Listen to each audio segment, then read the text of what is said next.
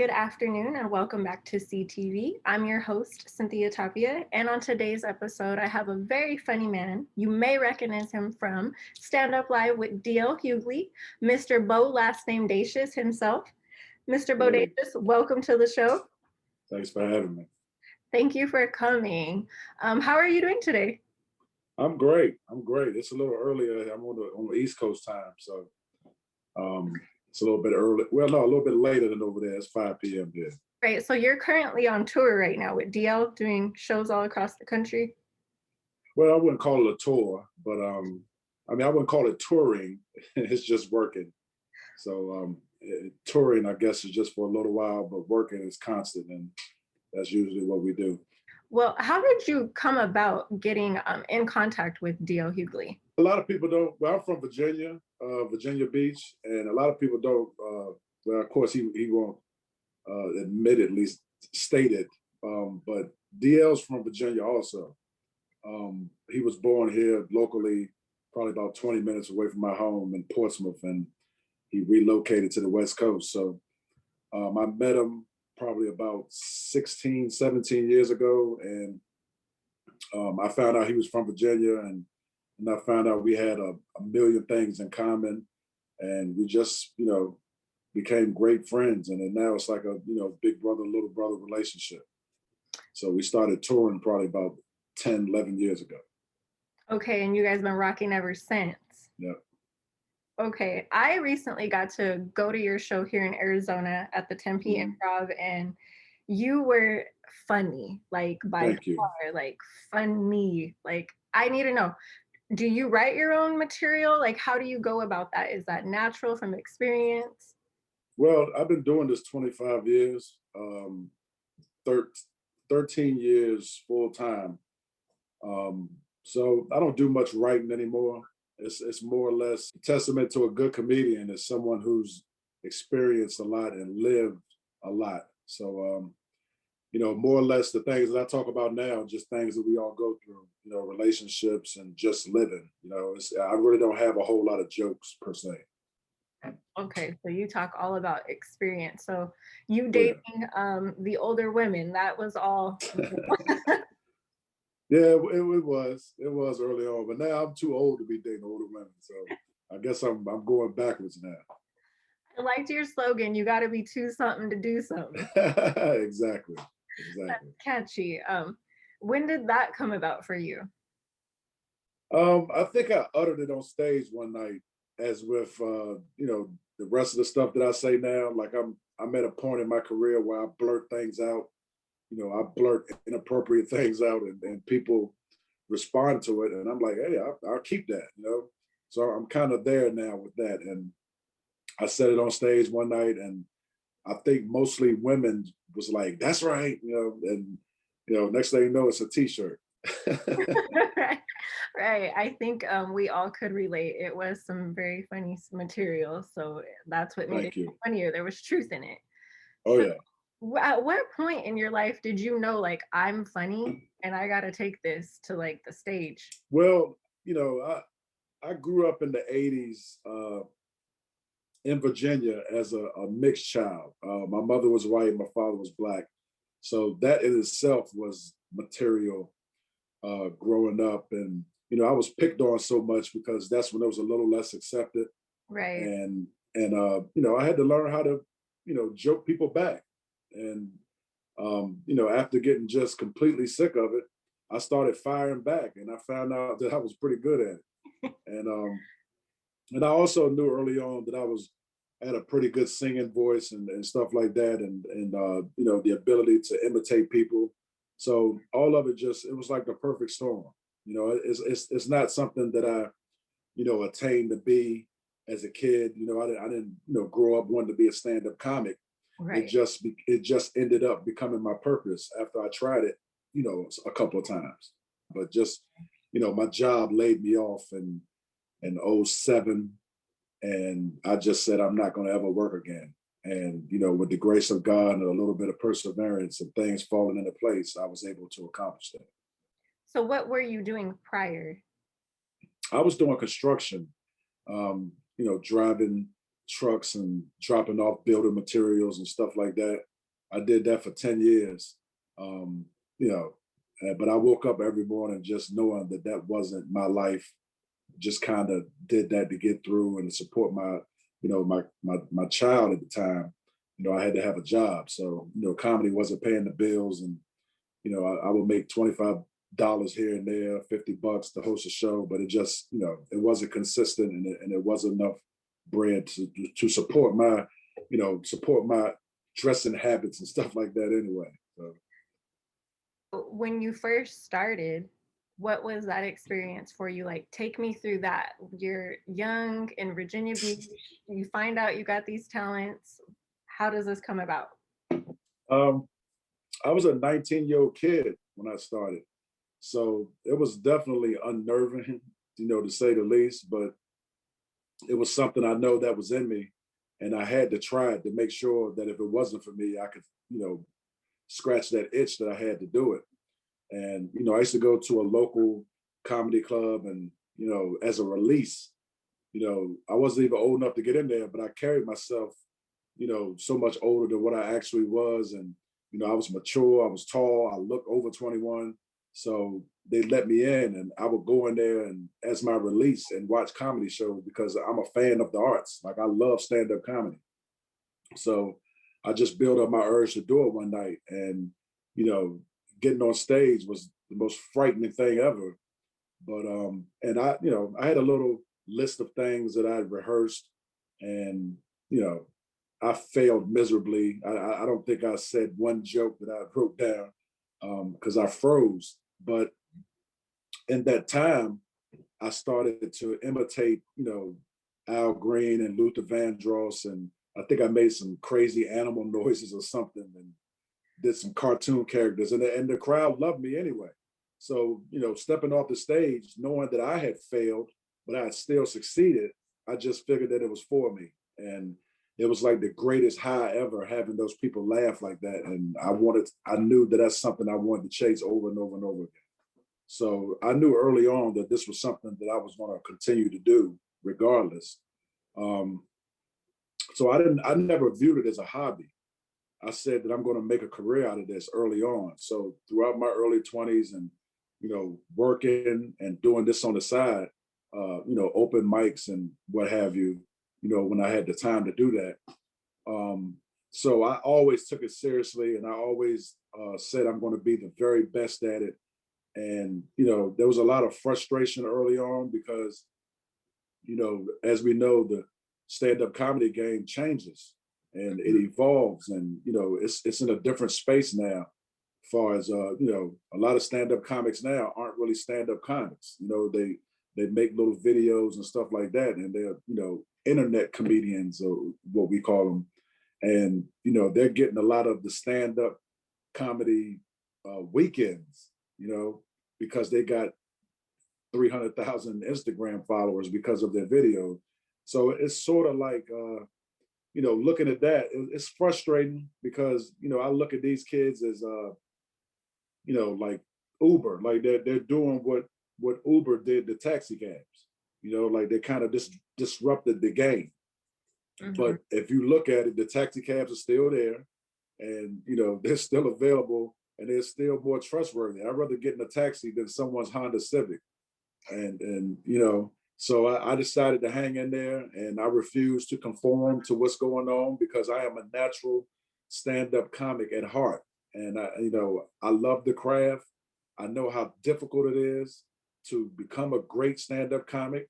And I also understand that you can't skip the process. You have to devote your life to this craft because it takes many life experiences to become a great stand-up comic. You can't become that overnight. You can be funny right off the cuff, but you can't be a great stand-up comic in a couple of weeks. Right. And I like that you touched on that because I've watched comics my whole life, Richard Pryor before my time, right, and all that. And I've seen the game change now to, like, your Kevin Hart's and stuff, and they're funny, right, but you said it's a different art. So I think you elaborated a little bit on how you've seen that change, but has that made it difficult or any easier for you as you're out here doing stand-up shows?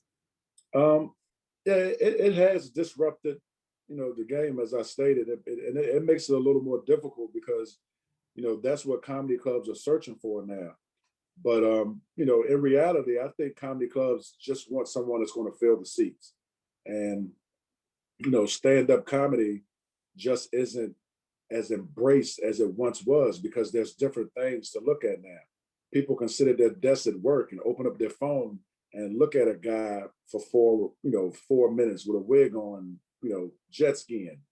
It's different things to laugh at now. It's a whole different world with this social media thing. And people don't view stand-up comedy as being, I guess it's been watered down, like because a lot of people like to conform, put funny videos in the category of stand-up comedy and call it all comedy. It's not. Stand-up comedy is just you, a microphone, and you're against the world, so to speak. And you have to be funny. You have nothing to lean on. You don't have any sound effects. You don't have anything but yourself and your ability to be funny. So, I never had the desire to do any videos or anything like that. I don't look down on none of that. I don't hold people responsible and say, hey, they're messing up the game because people are doing what they know. They know that what they know to be funny. But I just know for me, getting on stage is the greatest high. And I know how hard the craft is. And I know how respected it is from people that love stand-up comedy. It's very much respected, and people love how a great stand-up comic makes them feel because we say things that people want to say, and there's a lot of truth involved to what we're saying. I do think, like you have it, like you said, it's an art, it's a craft, and it has to be respected and perfected. So who are some of your influences as you've watched, come up saying, I aspire, I like their type of style, or maybe something that you get from them that touches and motivates you? My earlier influences when I was a kid, because my grandfather was a big stand-up comedy fan, and he liked a lot of the comics that I started liking right away because he loved them. When I was 8, I remember walking around where it's now defunct, Kmart, and he put a cassette tape in my hand, and it was, Bill Cosby himself, and which is still one of the funniest stand-up specials I've ever seen. He taped it on Cinemax in 1983, I believe. So it's 40 years old, and I watched that and memorized it over and over and over again. So he was definitely one of my earlier influences.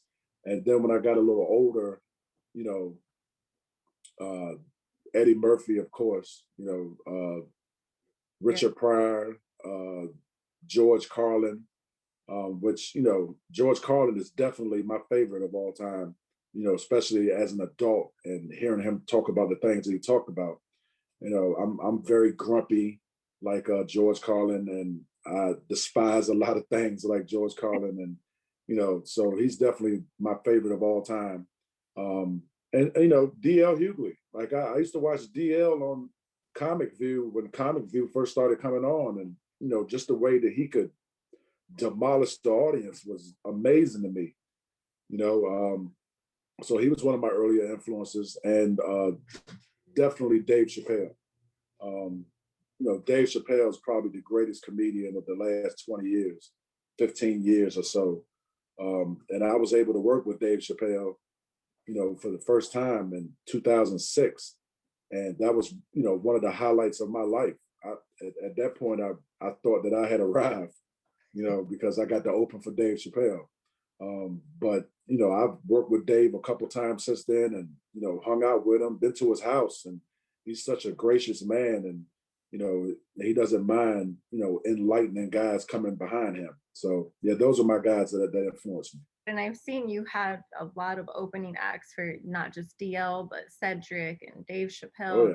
Mitch McConnell, everybody. But I like that you said Dave Chappelle because I love Dave. Yeah. What are some of the best experiences with Dave? What are some stories that you have? Going to Dave's house and his farm in Yellow Springs, Ohio.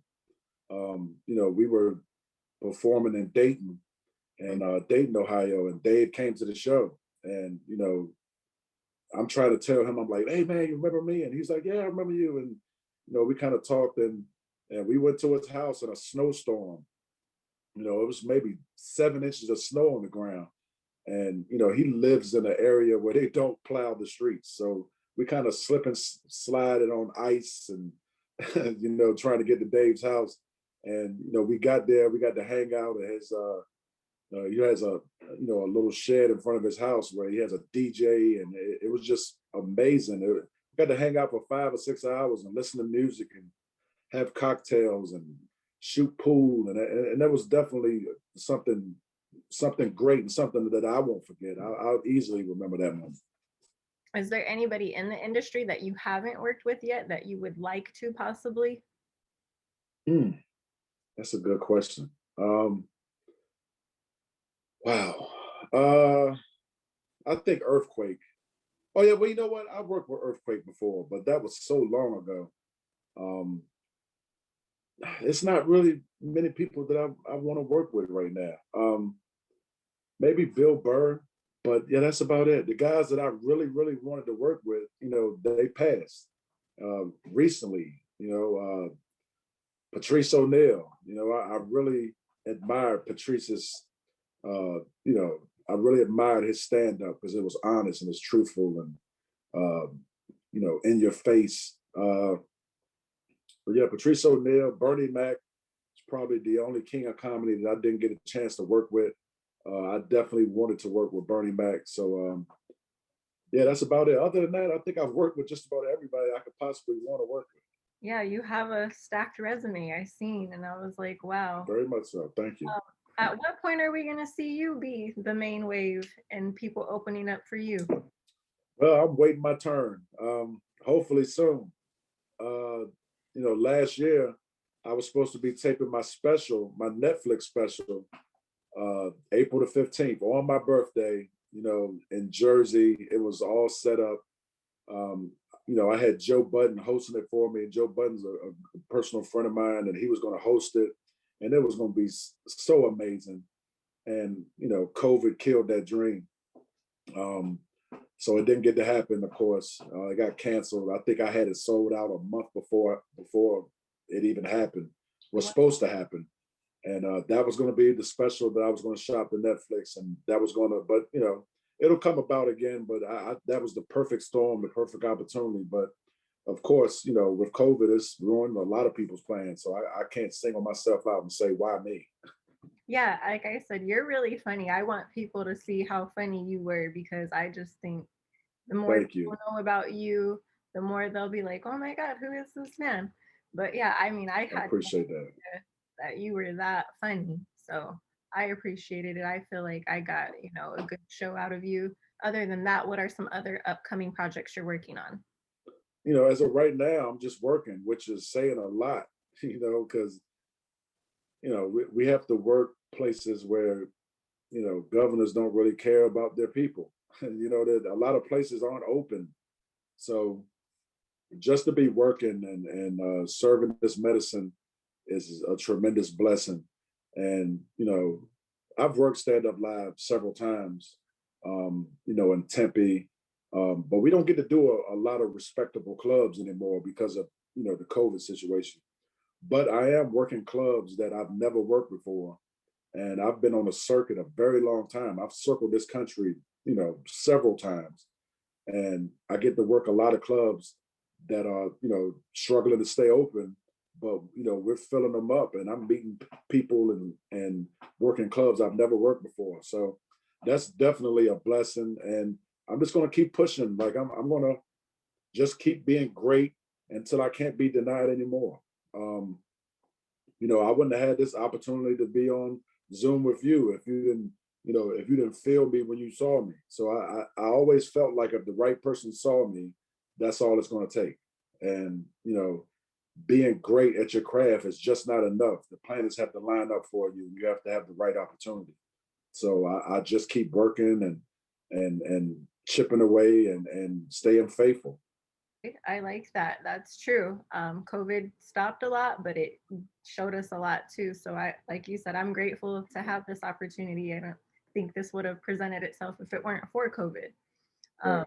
And with that being said, you guys were actually performing back in June of 2020 when COVID hit, and got that, canceled. yeah, DL passed out. Oh yeah, Take me back, yeah. take me back to that moment though, because I'm sure you're backstage, you're seeing him perform, and he just had like this Wendy Williams moment. No, actually, I wasn't backstage. I had just brought him on. That's the part no one sees, because nobody take me because I'm the opening act. But from the moment I brought him on and walked, in the green room, within a minute he collapsed. But when COVID hit, we were in San Antonio, and I just remember flying home and thinking, this is probably going to be it for a while. Now, mind you, I think in 25 years, I've never not been on stage, for more than 2 or 3 weeks. I've always, and that's why I'm so great at what I do, because I've had the reps. I've worked every single week. Anytime there was a stage, I was on it, and I always wanted to be on stage. So you can only get better and better the more you do something. But I just remember mid-March thinking that was going to be it for a little while, because I've been a germaphobe my whole life. So just knowing the nature of this beast, I said I don't see this going anywhere anytime soon. So fast forward March, April, May, we started to get some shows present themselves, and they got to cancel immediately. And June was the first opportunity. So I think I had been out of work 15 weeks or something like that, which was something, it was definitely touching on, grounds that I haven't touched on before. So we get to Dallas, which, in June, Dallas was a hot spot. And I think that's where everybody caught COVID. But, I've been vigilant from the beginning. I wore a mask. I didn't sit around anybody without a mask.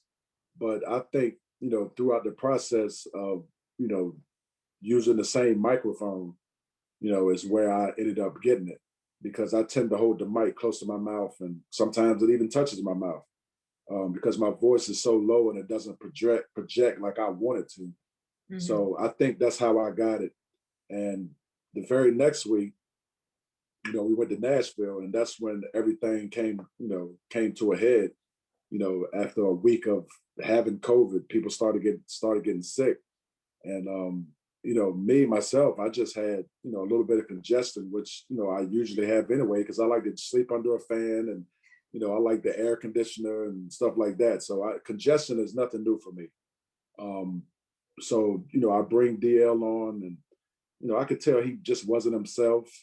So and I notice everything, because I pay attention to everything, and I bring him on, and within a minute, I started hearing some gibberish, which, he's a very brilliant man, and he speaks very eloquently. So I'm like, that doesn't sound like him. And then I hear a thump, and I looked around the corner, and I saw that he, had failed.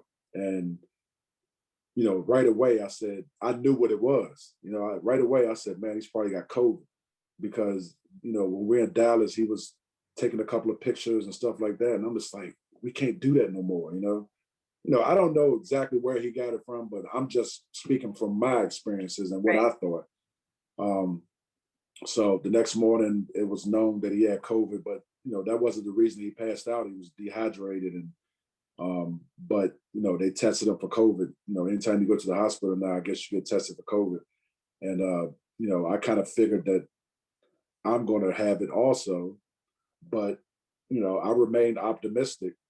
But getting home, I think 3 days later, I lost my smell and my taste, and that pretty much solidified it for me. I said I didn't even have to get tested. I knew that's what it was.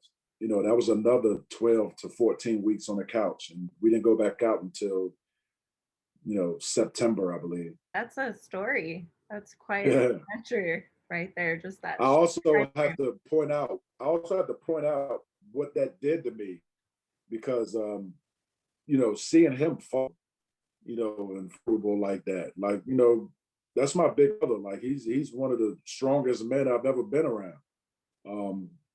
Very strong-minded and strong-willed, and all those things that's, are in men.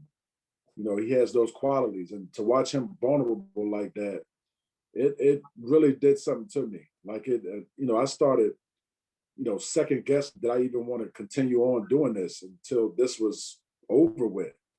So I was I missed a couple of gigs because I wasn't ready to go back out. I just kept saying I'm not ready. Knowing that I had COVID and I can get it again, and so they continued on, and I think I missed a couple of shows because I just wasn't ready.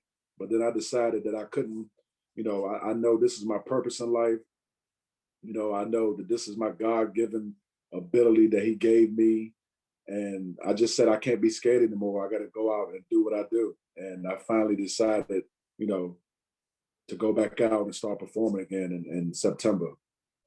So you kept your faith strong and you prevailed. Yeah. That's good. Yeah.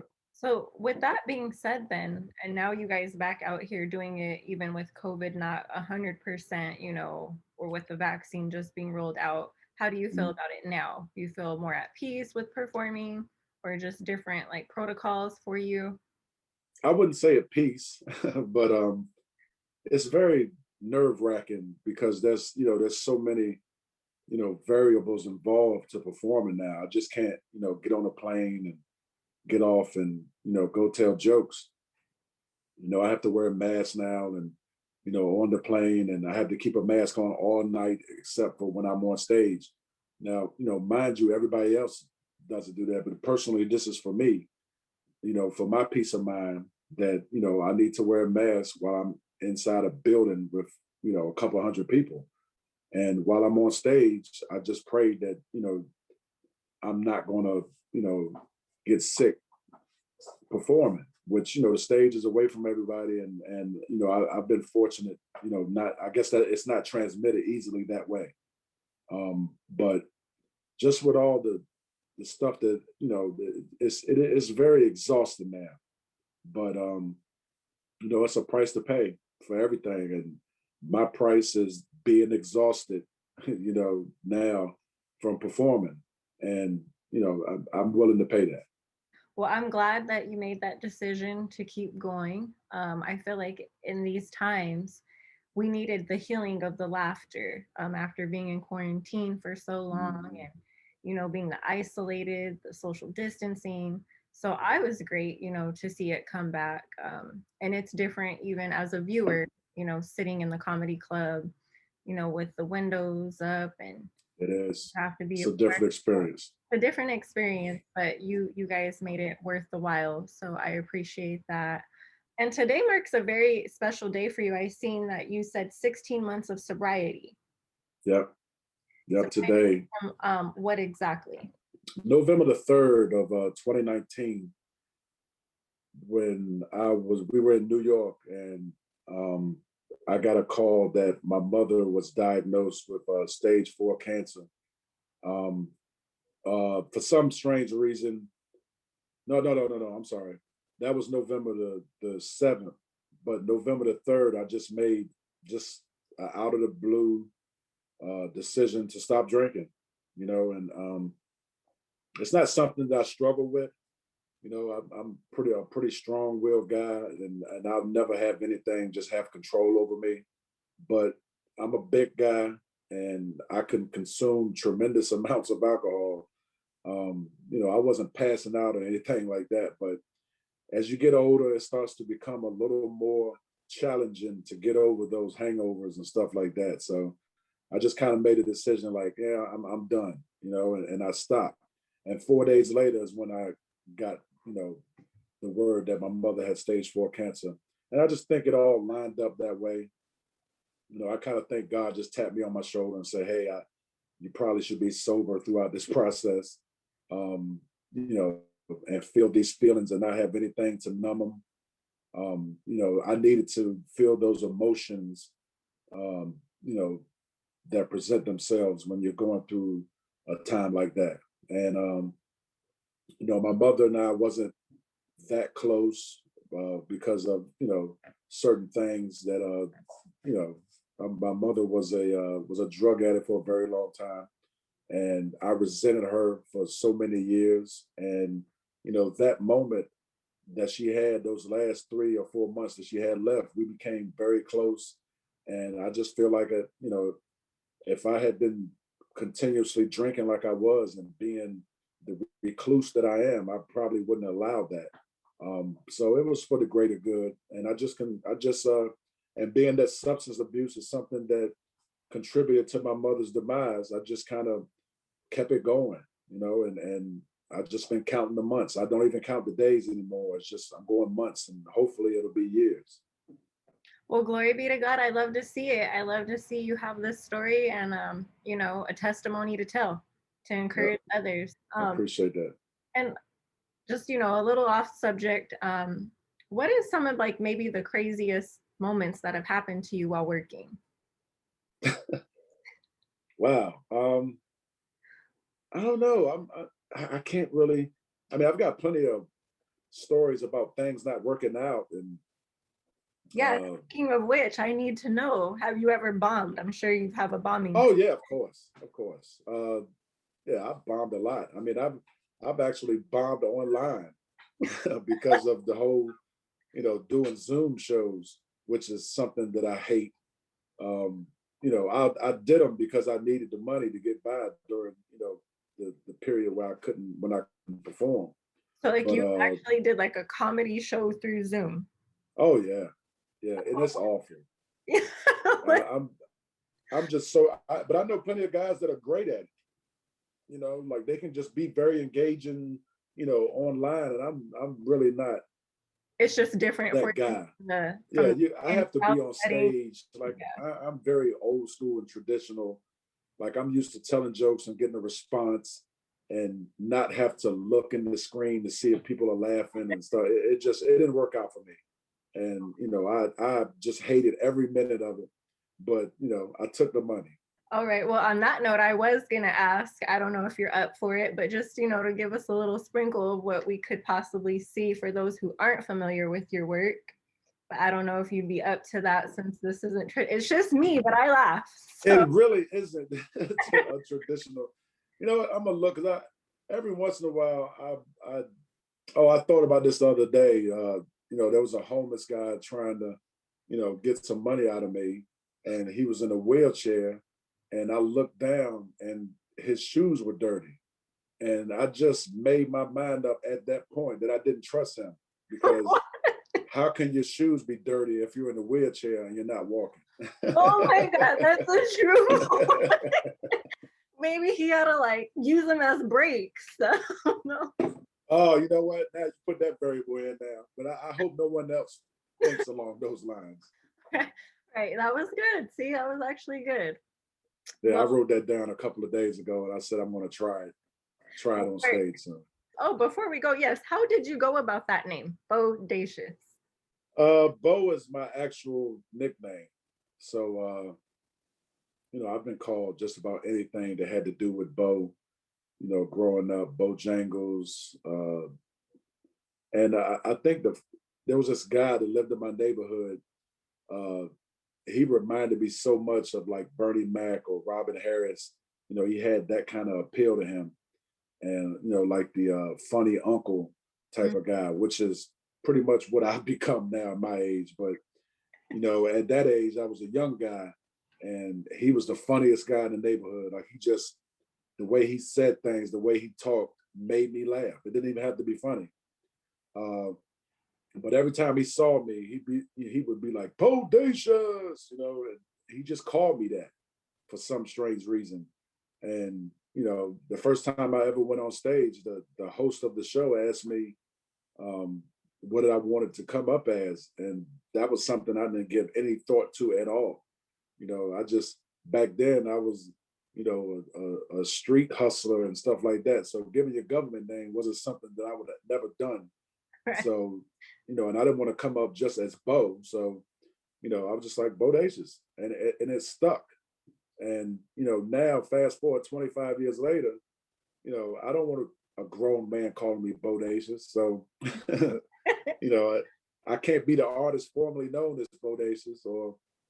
So I think back in 05 or 06, Charlie Wilson had a song called My Name is Charlie, Last Name Wilson. Mm-hmm. And I was working for the radio station back then, and I used to hear that song over and over again. And I just kind of, went with the bold last name Dacious thing. And, that made me feel a little bit better about the situation. So you worked for radio. What did you do? Were you like a DJ? I was on a morning show here locally in Virginia. I did that. I mean, I was on several different radio stations because the comedy club. I used to host a comedy night on Wednesday, and that was with a different radio station. So I would be on with them also, and then I had a segment called the Hate Night News. Hey. Where I reported the news, but I did it in a very hateful way, and you know I called it HNN, like CNN where hate happens, HNN where hate happens. And, I like I did it with the local DJ, and it was great. I mean, we had the most fun, doing that for 4 or 5 years. So I did a lot of radio, and, radio's not for me. It's a shady business. So I'm glad that I got something to fall back on. Well, I'm glad that you did stick with comedy. I'm looking forward to more of your material, so I'll stay tuned. But let the people know where they can find you. Instagram, Twitter. If you're looking for me on any of those or any platform, actually, Bo last name. You type that into Google or any of your social media apps, you'll find something on me. But I'm mostly on Instagram. So my Instagram is Bo last name. It's all one word. You put that in, you'll find me.